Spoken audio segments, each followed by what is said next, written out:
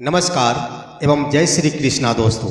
मेरे motivational channel your life act में आप तमाम दर्शकों का बहुत बहुत स्वागत है। प्रिय दर्शकों, आज के इस वीडियो में हम प्रस्तुत करने जा रहे हैं एक शानदार मोटिवेशनल स्टोरी जो कि बहुत ही प्रेरणादायक है। दोस्तों, आपसे गुजारिश होगा कि इस वीडियो को अंत तक जरूर देखेंगे। इस वीडियो के माध्यम से आपको बहुत कुछ सीखने को मिलेगी। इस वीडियो में प्रस्तुत किया जा रहा है किस तरह भाग्य का पिटारा खुलता है और जाने अनजाने में आदमी बहुत अमीर बन जाता है, आदमी का समय बदल जाता है, एक गरीब आदमी अपनी ऊंचाइयों को छू लेता है। दोस्तों, इस वीडियो में एक यमदूत के साथ एक गरीब परिवार की कहानी और एक गरीब स्त्री की कहानी सम्मिलित है। इसलिए आपसे आग्रह होगा कि आपने अगर मेरे चैनल को अभी तक सब्सक्राइब नहीं किया है तो इसे सब्सक्राइब कर इस वीडियो को अंत तक जरूर देखें। दोस्तों, एक बार की बात है, एक बहुत ही गरीब महिला थी जिनके पति की मृत्यु बहुत पहले ही हो चुकी थी और एक दिन इस महिला की भी मृत्यु हो चली थी। इस महिला की मृत्यु के बाद उसके पास जो 3 पुत्रियां थी, 3 बेटियां थी, रो रो कर बेहाल थी। उस स्त्री के मृत्यु के बाद सबसे छोटी लड़की अभी भी उस महिला के स्तन से लगी हुई थी और उससे बड़ी लड़की रो रो कर बेहाल थी और सबसे बड़ी लड़की जो थी वह रो रो कर बेहोश होकर सो गई थी। यमराज ने यमदूत को संदेश दिया, एक महिला की मौत हो गई है, तुम जाओ उस महिला के आत्मा को हर के ले आओ। यमराज का आदेश सुनकर यमदूत धरती लोक पर आते हैं और वो इस महिला के आत्मा को ले जाने का प्रयास करते हैं। जब यमदूत महिला के पास आते हैं, यही नज़ारे उनको देखने को मिलता है कि मरी हुई स्त्री की सबसे छोटी लड़की अभी भी उसके स्तन से लगी हुई है, उससे बड़ी लड़की रो रो कर बेहाल हो चुकी है और सबसे बड़ी लड़की रो रो कर बेहोश हो गई थी। उसके बाद वह सो गई है। ये सभी नज़ारे देखकर यमदूत को काफ़ी खराब लगता है, उन्हें दया आ जाती है और यमदूत बिना आत्मा को हरे ही यमराज के पास लौट जाते हैं। वहाँ जाकर यमदूत यमराज से कहते हैं कि हे महाराज, मैंने उस महिला के आत्मा को हरने के लिए गया था, लेकिन वहाँ के हाल देखकर मुझे सहन नहीं हो सका, मुझे काफ़ी ज़्यादा दया आ गई। उन महिला की 3 बेटियां हैं और तीनों के तीनों बेटियां बिलख बिलख कर रो रही है। महाराज, अगर मैं उनकी आत्मा को ले आता तो उस तीनों बेटियों का भरण पोषण कैसे होता। यही सब बातें सोचकर मैंने उस मरी हुई महिला के आत्मा को नहीं हर पाया है। जब ये बातें यमराज सुने तो उन्हें काफ़ी गुस्सा आया और उन्होंने कहा कि यमदूत, तुमने बहुत बड़ी गलती की है, इसके लिए तुझे बहुत बड़ी सज़ा मिलेगी। मैंने जो आदेश तुम्हें दिया था, तूने इसका पालन क्यों नहीं किया? इसके लिए तो हर हाल में तुझे सज़ा भुगतना ही पड़ेगा। ये बातें सुनकर यमदूत अचंभित रह गए, अब तो उसे सज़ा भोगना ही पड़ेगा। तब यमदूत ने कहा कि महाराज, मेरे सज़ा भोगने के बाद भी उस तीनों बच्चियों की जिंदगी अगर खिल जाती है, उन तीनों बच्चियों का भरण पोषण सही सलामत हो जाता है, तो मैं सज़ा भुगतने के लिए तैयार हूँ। महाराज, मुझे सज़ा सुनाया जाए, इसके लिए मुझे क्या सज़ा मिलेगी? तब यमराज कहते हैं कि इसके लिए तुझे यहीं से धरती लोक पर फेंक दिया जाएगा और धरती लोक पर जब तक अपने किए गए कृत्यों पर तुम 3 बार नहीं हंसोगे, तब तक तुम वापस नहीं आ सकते। और ये कहते हुए यमदूत को वहीं से धरती लोक पर फेंक दिया गया। धरती लोक पर फेंकने के बाद ठंड का मौसम था और वो यमदूत ठंड के मौसम में सड़क किनारे नग्नावस्था में बिना किसी कपड़े के ही पड़ा हुआ था। उसी रास्ते से होकर एक मोची गुजर रहा था। मोची, जो कि ठंड के मौसम में अपने बच्चों के गर्म कपड़े खरीदने जा रहा था, उसने देखा एक व्यक्ति जो कि बिल्कुल नग्न अवस्था में है और वह ठंड से ठिठुर रहा है। इसे देखकर वह मोची उस आदमी के पास गया और उसे उठाया। उसने कहा कि आप कौन हो? आप कहाँ से आए हो? आपको ठंड नहीं लग रहा है क्या? तो ये बातें सुनकर यमदूत कहता है कि मैं कौन हूँ, कहाँ से आया हूँ, ये जानकर आप क्या करोगे? आप कहना क्या चाह रहे हो? आप क्या कर सकते हो? तब वह मोची कहता है कि मैं ज़्यादा कुछ तो नहीं कर सकता, लेकिन मैं अपने बच्चों के लिए, मेरी धर्मपत्नी ने मुझे कुछ पैसे दी है और उन्होंने कहा है कि अपने बच्चों के लिए गर्म कपड़े खरीद लाने को। आप मुझे ठंड से ठिठुरते मिले हैं, तो मैं यही कर सकता हूँ कि मैं अपने बच्चों के लिए कपड़े नहीं खरीद कर आपके लिए कपड़े खरीद कर दे दूँ।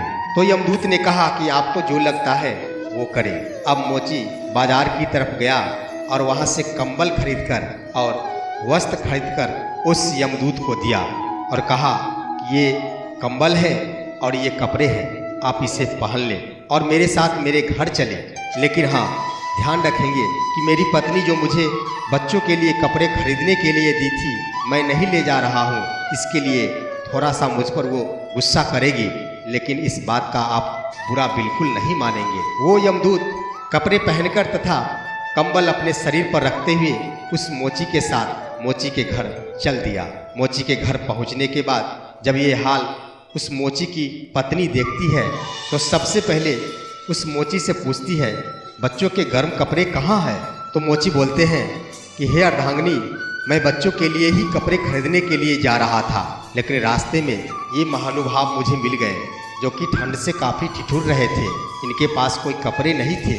मैंने अपने बच्चों के लिए कपड़े नहीं खरीद कर इन्हें ही कंबल और कपड़े खरीद कर दे दिए हैं। ये बातें सुनकर मोची की पत्नी बहुत गुस्सा हो गई। वो कही कि आपको अपने बाल बच्चों की ध्यान बिल्कुल नहीं रहती है। इस आदमी से प्यारे हमारे बच्चे नहीं है क्या? आपने अपने बच्चे के ऊपर ध्यान नहीं देकर इस बाहरी आदमी पर ध्यान दिया। इस बाहरी आदमी पर दया आपको कैसे आ गई? ये बातें सुनकर यमदूत को हंसी आई, पहली हंसी आई, क्योंकि वो जान रहे थे हम तो यमदूत हैं। आखिर इस महिला को क्या पता कि हम कौन हैं, हम कहाँ से आए हैं। हमें तो ठंड का बिल्कुल भी असर नहीं पड़ता है। मोची ने मुझे गर्म कपड़े और कंबल दे दिया तो मैंने उसे पहन रखा है। मैं नहीं भी पहनता तो मुझ पर कोई असर नहीं पड़ता। इन सभी बातों को सोचकर यमदूत को पहली बार हंसी आई थी। अब रात हुई और यमदूत और मोची के सारे परिवार खाना पीना खाकर आराम करने चले गए। सुबह हुई। मोची जो कि जूते बनाने का काम किया करता था, क्योंकि यमदूत को उन्हीं के पास रहना था, इसलिए उनका काम करना भी उनके लिए जरूरी था। रहते रहते चूँकि यमदूत थे, इसलिए 3-4 दिन के अंदर ही यमदूत जूते बनाना बिल्कुल सीख गए। अब एक से बढ़कर एक जूता यमदूत बनाया करता था और सुंदर सुंदर जूते बनाने के कारण उस मोची का नाम पूरे शहर में फैल गया। और एक दिन ऐसा आया कि देश विदेश से भी उनके द्वारा बनाए गए जूतों की डिमांड आने लगी। चारों तरफ यह फैल गया कि इस मोची का बनाया जूता बहुत ही मजबूत और बहुत सुंदर होता है। इस तरह से इतनी ज़्यादा जूतों की बिक्री हुई कि उस मोची के परिवार की हालात बदल गई। जो मोची गरीबी में जीवन बसर किया करता था, अब वो अमीर बन गया। अब एक दिन की बात है, एक राजा के यहाँ से एक जूता की ऑर्डर आई। एक सैनिक आते हैं और उस मोची को ऑर्डर देते हैं कि ये चमड़ा बहुत कीमती है और इससे राजा का एक सुंदर सा जूता बनाना है। वो मोची उसे स्वीकार करते हैं और उस यमदूत को देते हैं कि देख लो भाई, ये बहुत ही कीमती चमड़ा है और राजा की ओर से आदेश आया है कि इस कीमती चमड़े को बर्बाद नहीं करना है, क्योंकि बस इतना ही चमड़ा है और इस चमड़ा से सिर्फ व सिर्फ राजा के लिए जूते ही बनाना है। इसलिए तुम बनाना शुरू कर दो। भूल से भी राजा के लिए चप्पल मत बनाना। उस मोची के कहने के बाद वो यमदूत अपना काम शुरू कर देते हैं। उन्होंने अपना काम शुरू कर दिया। बनाते बनाते उनकी ध्यान में नहीं रही और एक बार फिर से यमदूत ने जूते के बजाय चप्पल ही बना दिया। जब चप्पल बना दिया तो मोची की नज़र जूतों के बजाय चप्पल पर पड़ती है। वो पूछते हैं कि अरे ये चप्पल आपने किसके लिए बनाई है? तो वो कहते हैं कि राजा के लिए। ये बात सुनते ही मोची एक डंडा लेकर उस यमदूत की तरफ मारने को दौड़ता है। यमदूत को हंसी आई। ज्यों ही उस यमदूत पर डंडा चलाना चाहता है, उधर से दौड़ते हुए राजा का एक सैनिक यहाँ पर आता है और कहता है रुको रुको, अरे भाई रुको। मोची रुक जाता है तो पूछता है क्या बात है? तो वो कहता है कि मैं इसलिए दौड़ कर आया हूँ कि इस चमड़े से राजा का जूता नहीं चप्पल बनाना है। दोस्तों, पहले ये प्रथा थी कि राजा जब मरा करते थे तो उनके लिए चप्पल पहनाकर उन्हें विदा की जाती थी। और वो सैनिक ने भी कहा कि उस चमड़े से जूते नहीं, राजा के लिए चप्पल बनाने हैं, क्योंकि जिस राजा का मैंने ऑर्डर दिया था अब वो राजा इस दुनिया में नहीं रहे, उनका स्वर्गवास हो गया है। उन्हें इस धरती से विदा करने के लिए चप्पल की ज़रूरत है। जब ये बात मोची सुनता है तो वो हक्का बक्का रह जाता है और वो डंडा को फेंकते हुए उस यमदूत से माफी मांगता है। मैं बहुत बड़ी गलती करने जा रहा था। आपके द्वारा हर काम अच्छा होता है। आप जो भी काम किया करते हैं उसका अच्छा परिणाम आता है। और मोची ने उस राजा के सैनिक से कहा कि इंतजार करने की कोई जरूरत नहीं है। राजा का स्वर्गवास हो गया है तो उनकी विदाई भी जल्दी ही होगी, इसलिए आप इंतजार नहीं करें। उनके लिए चप्पल बना दिया गया है और उस सैनिक को चप्पल देकर वापस भेज दिया जाता है। उस सैनिक को राजा के दरबार में जाने के बाद भी बहुत तारीफ होती है। सब लोग यही कहते हैं राजा के दरबार में कि इस सैनिक ने इतने कम समय में इतनी जल्दी चप्पल का निर्माण कैसे करवा लिया। लेकिन दोस्तों, ये सब करतूत तो उस देवदूत की थी। दोस्तों, मैं बता दूं कि जब मोची द्वारा यमदूत पर डंडे लेकर प्रहार किया जा रहा था, उस समय यमदूत को दूसरी बार हंसी आई थी, क्योंकि यमदूत सब कुछ जान रहे थे कि राजा की मृत्यु होने वाली है। इसलिए उन्होंने जूते की जगह चप्पल तैयार कर दी थी और वे इसलिए हंसे, इस मोची को कुछ पता कहाँ, मुझे तो सब कुछ पता है और ये मोची लाठी उठाकर भी हम पर प्रहार नहीं कर पाएगा। इसलिए उसने एक जोरदार ठहाके लगाई थी। दोस्तों, इस तरह से मोची के दिन गुजरते जा रहे थे। बड़े ही सुखमय जिंदगी गुजर रही थी।